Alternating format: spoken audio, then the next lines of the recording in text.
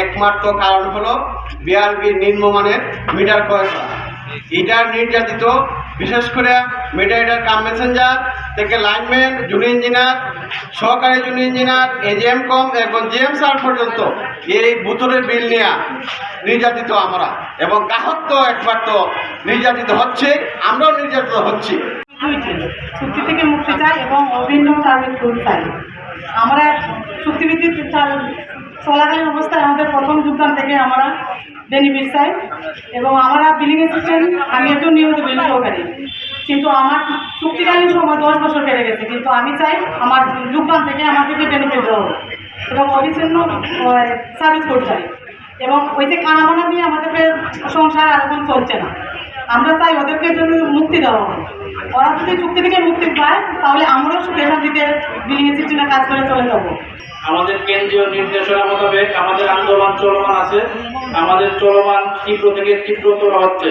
আমাদের গ্রাহক সেবা অক্ষুণ্ণ রেখে আমরা সকলে আমাদের কর্মবিরতি পালন করতেছি এবং এই কর্মবিরতি চলমান অবস্থায় আমরা আশা করতেছি সরকার, মাননীয় প্রধানমন্ত্রী আমাদের দৃষ্টি আকর্ষণ করছি এবং বিদ্যুৎ মন্ত্রণালয়ের বিদ্যুৎ বিভাগ আমাদেরকে একটা যথাযথ ব্যবস্থা করবেন এবং আমাদেরকে আশ্বস্ত করবেন। আমরা যতদিন এই আশ্বস্ত না হব এবং লিখিত অঙ্গীকার না পাবো ততদিন পর্যন্ত আমাদের আন্দোলন চলবে। এই 3 দিনের মতো আজকের আন্দোলন এবং এটা কন্টিনিউ চলতে থাকবে যতক্ষণ পর্যন্ত আমাদের দাবি না মানা হয়। আমরা সরকারকে পুনর্ব্যক্ত করছি যে আরবির এই দুর্নীতি, নিম্নমানের মালামাল ক্রয়, মিটার, ট্রান্সফরমার এবং লাইটিং স্টার, এই ধরনের নিম্নমানের এইসব মালামাল ক্রয়ের কারণে গ্রাহক সেবা বিঘ্নিত হচ্ছে।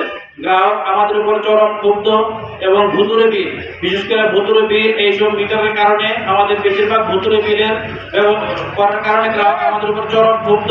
আমাদের বিভিন্ন জায়গায় আমাদের হেনস্থা হইতে হচ্ছে শুধুমাত্র এই আরবির দুর্নীতি এবং এই নিম্নমানের মালামাল ক্রয়ের কারণে। আমরা এই আরবির দুঃশাসন থেকে, শোষণ নিপীড়ন থেকে মুক্তি চাই। 40,000 কর্মকর্তা কর্মচারী আমরা মাঠে আছি এবং মাঠে থাকবো যতদিন এই আরবির দুঃশাসন এর বিরুদ্ধে সরকার কোনো ব্যবস্থা গ্রহণ না করে এবং আমাদের এই দাবি দেওয়া যা আছে তা পূরণ না করার অঙ্গীকার করবে, আশ্বাস না দেবে, ততদিন পর্যন্ত আমরা মাঠে থাকবো ইনশাআল্লাহ।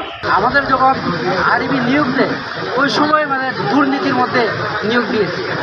আমাদের নিয়োগের ক্ষেত্রে ডেলি বেশি, একদিন ছুটি নাই। একদিন যদি আমরা অসুস্থ হই, অসুস্থ থাকাকালীন আমাদের কোনো বেতন নাই, এমন ধরনের একটা নিয়োগ দিচ্ছে। আবার কোনো চিকিৎসা ভাতা নাই, অ্যাক্সিডেন্ট করলেও কোনো চিকিৎসা ভাতা নাই। আমরা যে ছুটিতে কাজ করি, এত রিক্সের কাজ করি, এর মধ্যে আমাদের কোনো ঝুঁকি ভাতাও নাই। আমি দুঃখের সহিত বলতে চাই, এই শতবর্ষ উপলক্ষে আমাদের নিয়োগটা কি এমন ধরনের জালিয়াতির মাধ্যমে হয়েছিল? আমরা কি এভাবে থাকবো? না, আমরা এই আরবির দুর্নীতি থেকে আমরা মুক্ত হতে চাই।